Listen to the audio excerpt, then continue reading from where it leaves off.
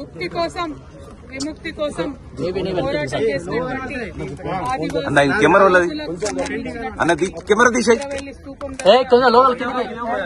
నిజంగా నరాన కూడా ఒక ఉత్తేజం కూడా వారు చేసినటువంటి త్యాగాన్ని ఒక పులకరింతలాగా ఉన్నది. మరి వారి త్యాగాలను గుర్తు చేసుకొని తెలంగాణ రాష్ట్రాన్ని అభివృద్ధి చేసుకుంటూ వచ్చినాం.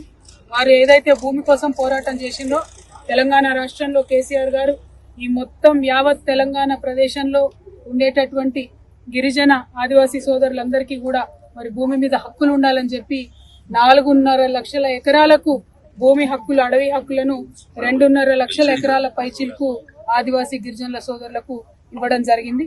గత 10 ఏళ్లలో బీఆర్ఎస్ హయాంలో కేసీఆర్ గారి హయాంలో మరి భుక్తి కోసం భూమి కోసం పోరాటం చేసినటువంటి వీరులందరినీ కూడా గౌరవించుకోవడం జరిగింది.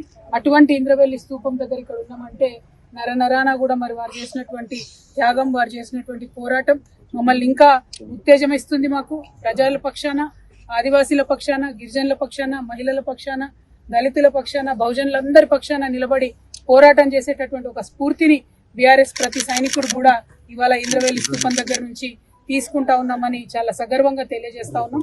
వారు చేసినటువంటి త్యాగాలు మరవలేని, వారి పోరాటాలు మరవలేనటువంటి మరి అటువంటి ఉత్తేజంతో ఉన్నటువంటి ఈ తెలంగాణలో మరి ఇప్పుడు నడుస్తున్నటువంటి ప్రభుత్వ హయాంలో రైతులకు అన్యాయం జరుగుతోంది, మహిళలకు అన్యాయం జరుగుతోంది.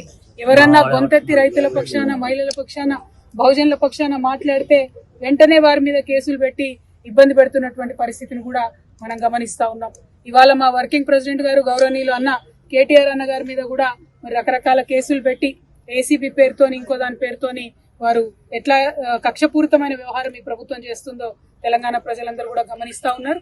మరి మీ ద్వారా, మీడియా మిత్రులందరి ద్వారా ఈ ఇంద్రవెల్లి స్తూపం దగ్గర నుంచి తెలంగాణ బిడ్డలందరూ కూడా తెలియజేస్తా ఉన్నాం, ఎట్లాంటి కేసులు పెట్టినా బీఆర్ఎస్ వాళ్ళం ఎవరం కూడా భయపడేది లేదు. ఖచ్చితంగా ప్రజల పక్షాన, ప్రజలకు రావాల్సిన హక్కుల కోసం మా వాణిని వినిపిస్తూనే ఉంటాం, మా పోరాటం కొనసాగిస్తూనే ఉంటాం.